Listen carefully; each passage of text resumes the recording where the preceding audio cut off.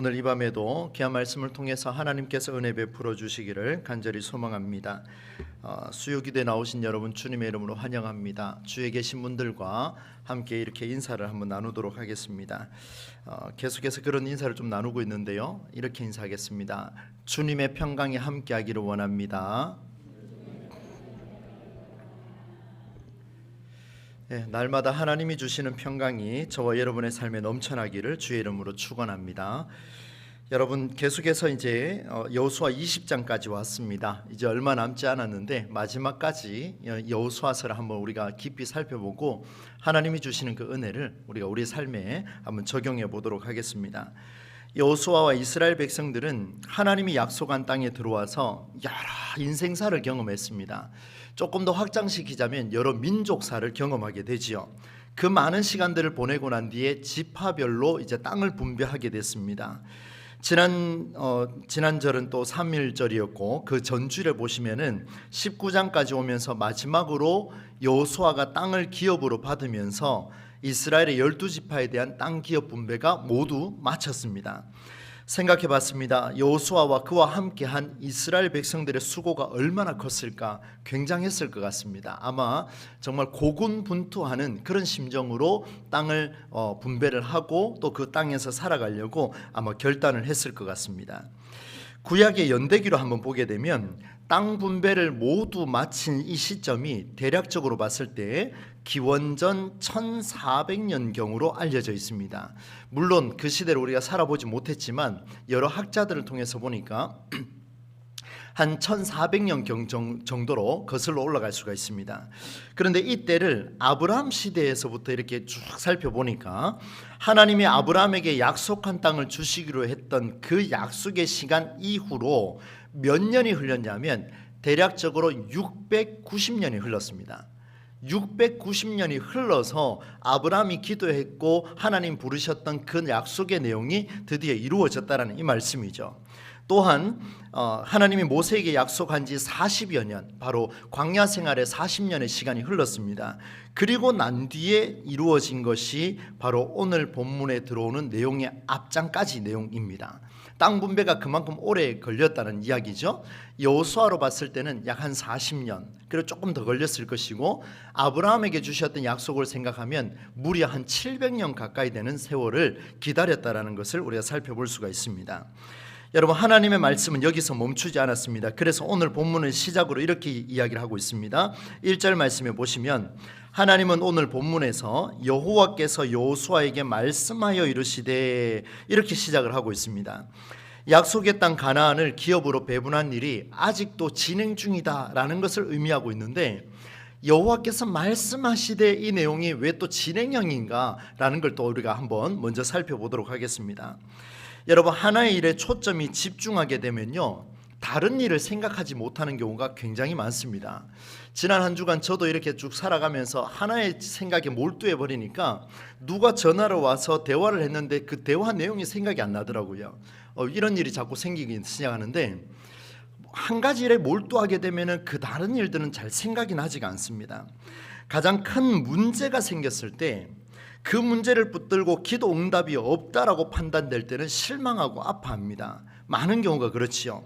한 가지가 응답이 더뎌지면 마치 삶의 모든 부분을 잃은 것처럼 하나에 집중이 딱 돼버리니까 나머지는 있는 듯 없는 듯 이렇게 지나가는 그런 모습이 있습니다. 반대로 여러분, 한 가지가 응답이 이루어졌을 때 이전에 내가 그토록 간절하게 부르짖었던 그 기도의 내용이 응답되지 않았음에도 불구하고 크게 신경 쓰지 않는 경우 아마 있을 겁니다. 없지 않을 거예요.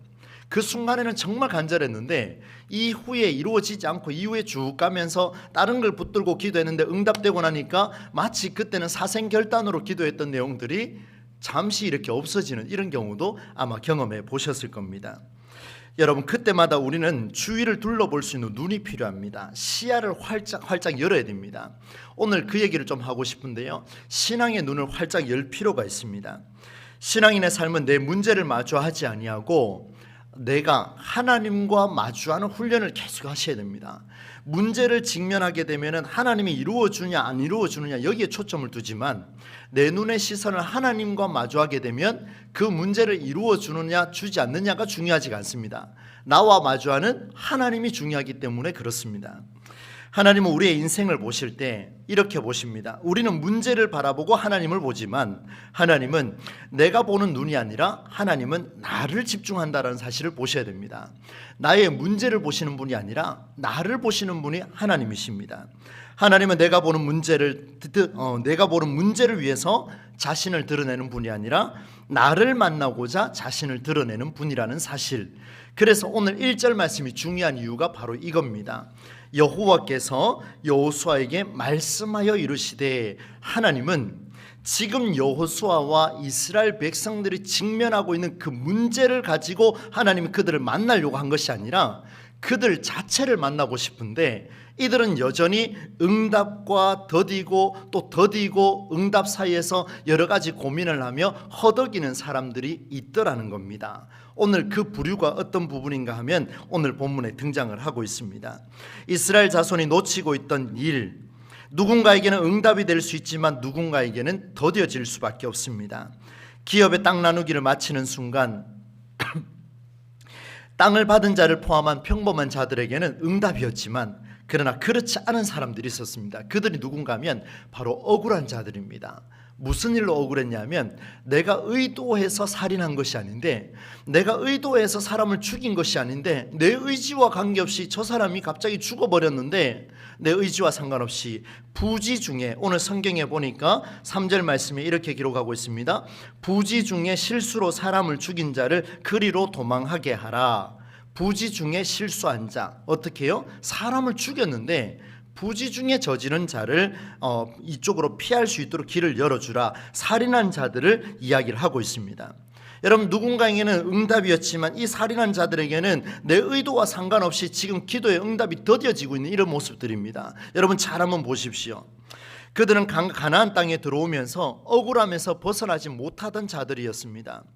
여러분, 애굽에서 해방한 이후에 이스라엘 자손은요, 광야 여정 동안 고의성이 없는, 다시 말씀드리면 의도하지 않은 살인으로 인해서 고통 중에 있는 자들이 스스로 억울함을 토할 수 있는 여건이 있었습니다. 여러분 잘 한번 들어보십시오. 광야에서 출발을 했습니다.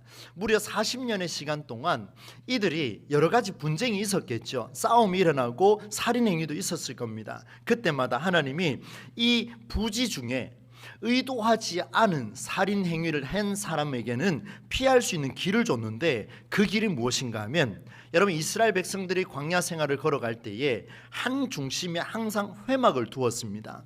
그 회막 안에 들어가면 번제단이 있습니다. 하나님 앞에 드릴 제물을 태우는 곳이죠. 그 번제단까지 내가 실수로 살인했다면 보복 행위가 두려워서 벌벌 떨지 말고, 두려운 마음이지만 그래도 열심히 달려가서 그 회막에 들어가서 번제단 옆에만 딱 서면 아무도 만질 수 없었습니다. 아무도 쫓아올 수 없었습니다.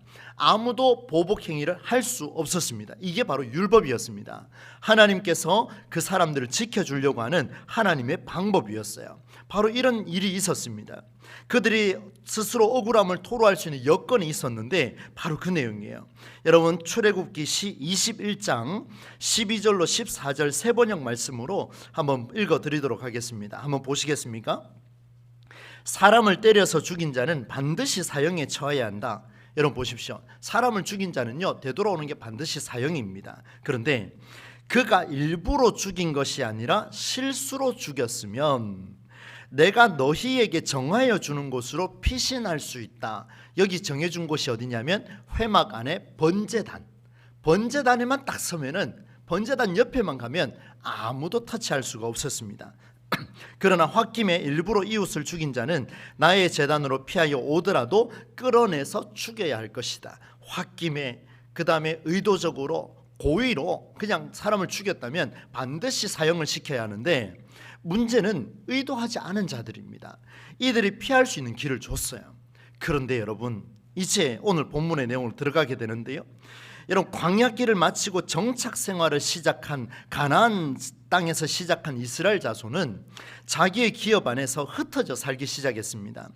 여러분, 광야 생활에서는 이스라엘 백성들이 다 이렇게 모여서 다녔습니다. 그런데 가나안 땅에 들어오고 땅을 분배를 시켜버렸습니다. 그러니까 곳곳에 다 흩어져 사는 거죠. 여러분, 사람 사는 세상에 범죄가 없을 수 있겠습니까? 아니나 다를까 그들에게 살인 행위가 발생하기 시작했고 화를 참지 못하고 보복하는 일들이 많이 생겼습니다. 그 중에는 앞서 말씀드린 대로 의도하지 않았는데 내 의도와 상관없이 상대가 죽어버렸습니다. 이런 일들도 곳곳에서 터져나왔습니다. 자, 여러분 한번 질문해 보겠습니다. 여러분, 고의로 저지르지 아니하고 실수로 내가 범했습니다. 그러면 이 사람이 살 수 있는 길은 한 가지밖에 없습니다. 어디를 가야 됩니까? 방금 말씀드렸지 않습니까? 어디로 뛰어가야 됩니까? 회막으로 뛰어가야 됩니다. 그리고 회막을 열고 그 안에서 어디에 서야 됩니까? 번제단 앞에 서야 됩니다. 그럼 살아날 수 있어요. 그런데 여러분 한번 보십시오. 이스라엘 백성들이 쫙 몰려서 이렇게 다닐 때는 그 200만 가까이 대군이 되지만 그럼에도 불구하고 항상 회막 중심에 있었기 때문에 누구든지 쫓아갈 수 있었습니다. 그런데 가나안 땅에 들어와서는 뿔뿔이 다 흩어버렸습니다. 굉장한 거리예요. 회막에 들어갈 수 있겠습니까? 부지 중에 일을 범했는데 여기까지 쫓아오다가 어떤 일이 벌어지겠습니까? 죽습니다. 제가 봤을 땐 제가 읽으면서 그런 생각이 들었습니다. 이쪽까지 뛰어오다가 광야길에서 하던 방식대로 회막으로 도망하면 살 수 있다고 믿었지만 뛰어오다가 보복 행위를 당하게 되고 사람을 실수로 죽였는지 그렇지 않은지, 여러분 당한 사람은요, 당한 사람의 가족은 그 중요하지 않습니다. 내 아들이 죽었잖아요. 내 자식이 죽고 내 남편이 죽고 내 아내가 죽었는데 그걸 보고 네가 실수를 했냐 안 했느냐 이거 평가할 수 있습니까? 못 참죠. 그러니 보복 행위가 막 급속도로 일어나기 시작합니다. 여러 보복을 벗어나지 못하고 안타깝게도 부지 중에 살인한 자들이 죽어나가기 시작합니다. 안타까운 일이지요. 그때 하나님은 이스라엘 백성들에게 광야 여정 중에 놀라운 말씀을 주셨습니다. 민수기 35장과 신명기 4장과 19장에 여러분 나중에 기회가 되시면 한번 읽어보십시오. 여기에 무슨 내용이냐면 너희가 요단강을 중심으로 들어가게 되면, 요단강을 중심으로 여러분 보실 때 오른쪽에 도피성이라고 하는 것 3개를 세워라. 그리고 너희들이 건너갔을 때 또 도피성을 위에서부터 3개를 만들어라. 3개의 성을 각각 만들어라. 그럼 총 6개가 되지요. 하나님은 이들이 보지 못하는 일들을 계획하시고 준비하셨습니다. 그들에게 도피성을 만들라고 명령하셨습니다. 이미 광야 생활 중입니다. 몇십 년 이후에 일어난 일을 우리 주님께서는 준비하셨다라는 그런 말씀이에요. 앞서 말씀을 드렸죠. 하나님께서는 아브라함을 불렀습니다. 너는 내 친척과 아버지 집을 떠나 갈대우르를 떠나서 가라. 내가 너에게 약속한 민족을 허락해 주겠다. 그런데 언제 몇 년이 걸렸습니까? 690년입니다. 출애굽할 때 내가 나를 믿는 자로 섬기게 하겠노라. 그곳을 떠나서 나와 함께 예배하자 하나님 말씀하셔서 모세가 깃발을 들고 출발했는데 몇 년 걸렸습니까? 40년 걸렸습니다. 굉장한 시간이 걸렸습니다. 그런데 놀랍게도 하나님은 그 광야 여정 중에 율법을 주시면서 이러이러한 자들이 생기면 그들을 죽게 내버려 두지 않고 도피성으로 피하기만 하면 그들을 살려주겠다. 하나님 그때 약속하셨어요. 그때 그 사람들이 부지 중에 죄를 지으면 어디로 뛰어갔습니까? 회막으로 뛰어갈 때 너희는 그곳에 들어가면 이렇게 도피성을 만들어라. 하나님 미리 준비하고 계셨습니다. 얼마나 놀랍습니까? 이사야 40장 8절 말씀입니다.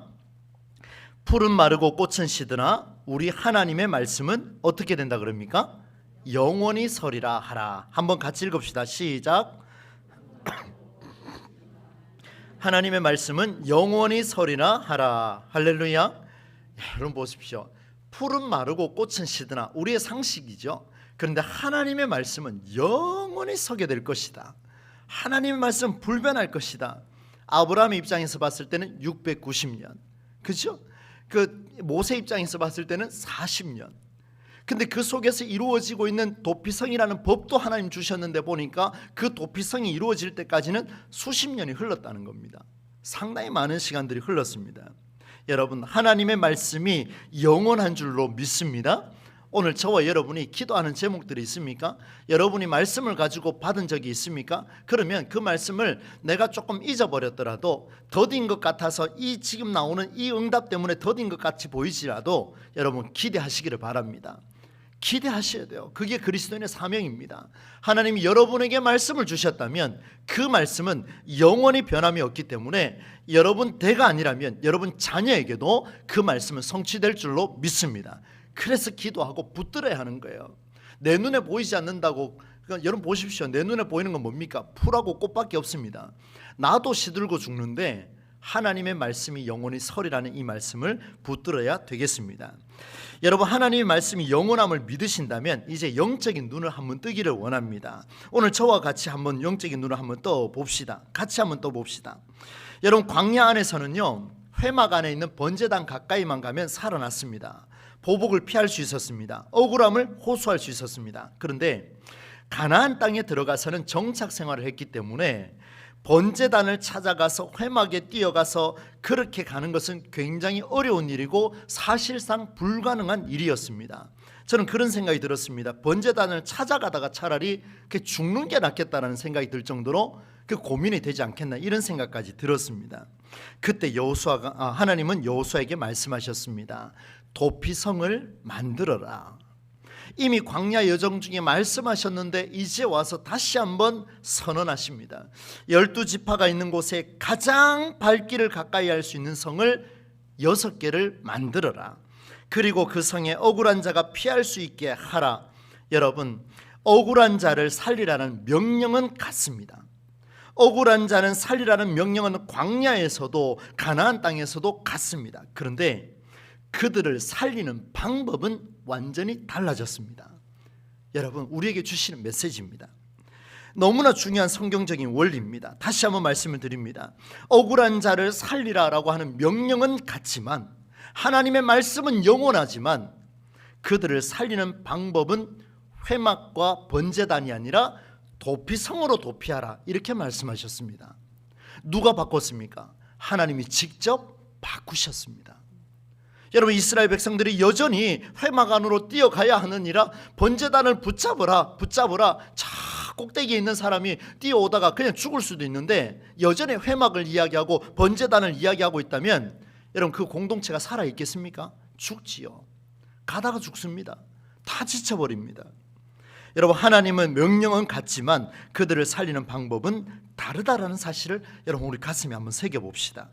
하나님 말씀은 영원한 변함이 없습니다. 여러분, 그 말씀은 변함이 없지만 과거에 만들어 놓은 법과 전통으로 오늘 시대에 죽어가는 생명을 살리는 일은 풀과 같고 들에 핀 꽃과 같다는 사실을 기억해야 하겠습니다. 고수하면 할수록 살려낼 수 없습니다. 여러분, 진지하게 한번 받아보십시오. 저도 이 메시지를 준비하며 다시 한번 가슴에 새겼습니다. 사랑하는 아들아, 너 옛날 거 가지고 지금 목회해서는 안 된다. 네가 그때 잘했지 그거 가지고 지금 할 수 있느냐? 천만의 말씀이다. 너는 지금 말씀 앞에 무릎 꿇어라. 너는 지금 말씀 앞에 더 엎드려라. 너는 지금 내 앞에 엎드려라. 그때에 내가 너에게 지혜를 주겠노라. 이 메시지가요, 말씀을 준비하는데 저의 가슴도 굉장히 많이 울렸습니다. 여러분, 하나님은 과감히 도피성을 만들라 했습니다. 회막으로 가는 것이 아니라 도피성으로 가라. 방법을 달리하셨습니다. 생명 살림이라는 진리의 말씀은 변함이 없지만 그 생명을 살리는 그릇, 그 생명을 살리는 방법은 분명히 바뀌었습니다.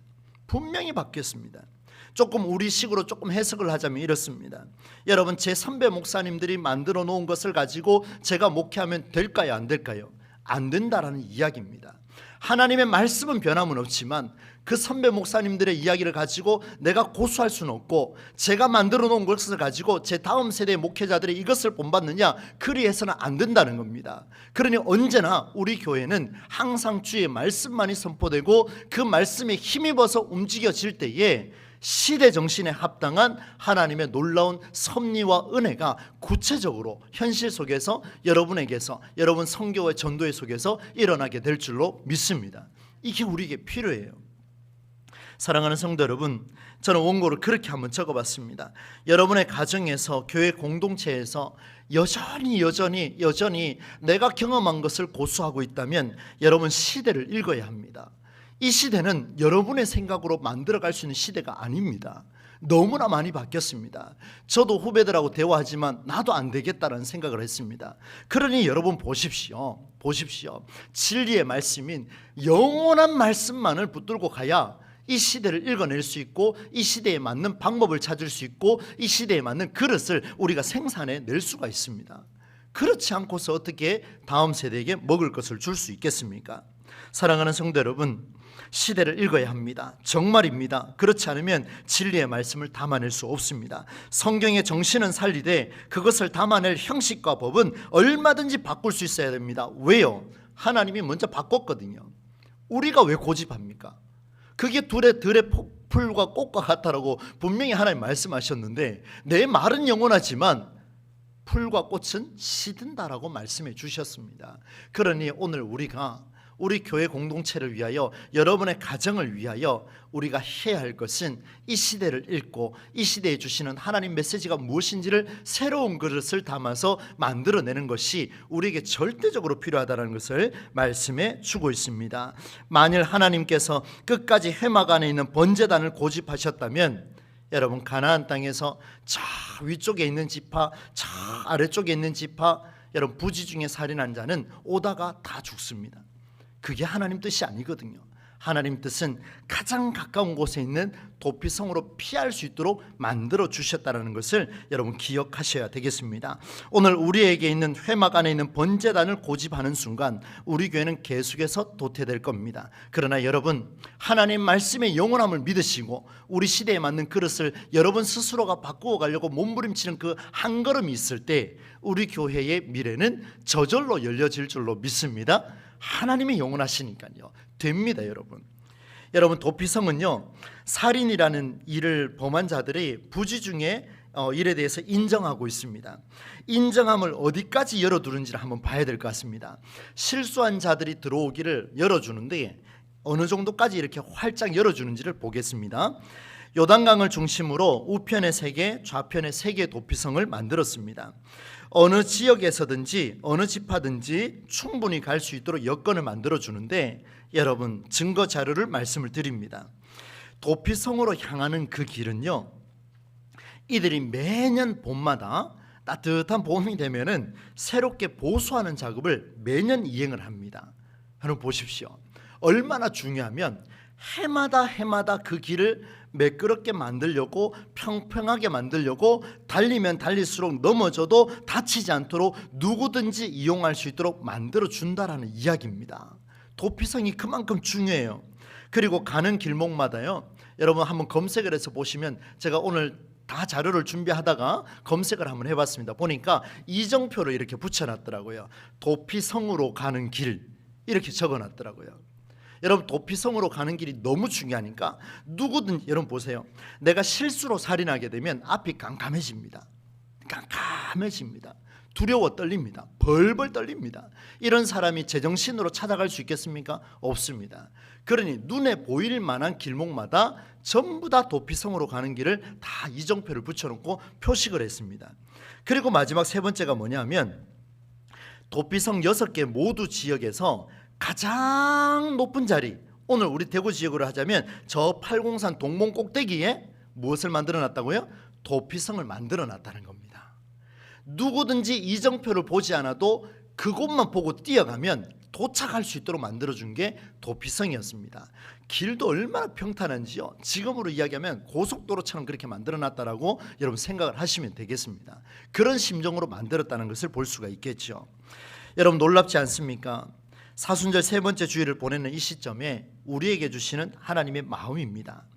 여러분, 예수님께서 지신 십자가는 구원을 향한 도피성을 찾아가는 중요한 이정표가 됩니다.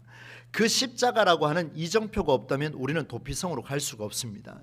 이미 우리는 허물과 죄로 죽은 자들이죠.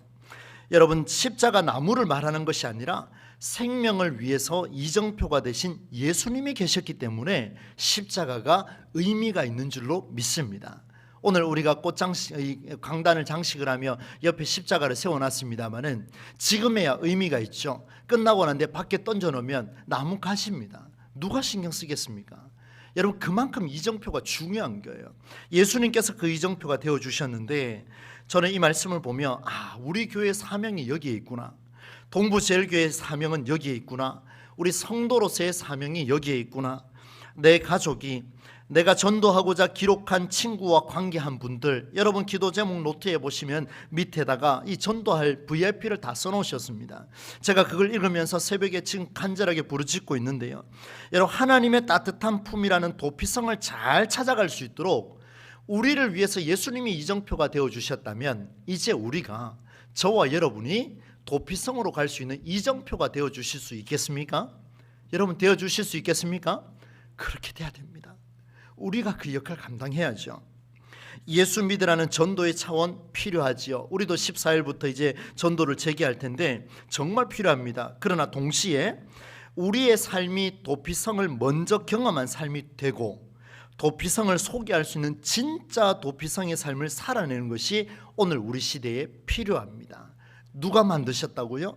인간이 만든 것이 아니라 하나님이 도피성을 만들어 주셨습니다. 우리 시대에 맞는 도피성을 우리가 한번 개발해 봅시다. 우리 시대에 맞는, 이 시대 정신을 정말 압도할 수 있는 기독교 정신을 갖고 있는 그 도피성을 우리가 한번 만들어 봅시다. 우리 교회 공동체가 그 도피성이 된다면 정말 하나님께서 놀라운 일들을 만들어 주시리라 믿습니다. 여러분, 유튜브 영상에 찬양과 율동을 따라서 하는 챌린지 영상이 지금 많이 돌고 있는데요, 그 중에 하나가 그 아이들 곡이에요. 아이들 곡인데 제가 이 노래를 따라 잘 할 수 있을지 모르겠습니다. 이렇게 부릅니다. 너와 나의 모습이 예수님 닮아. 들어보셨습니까? 더 할까요?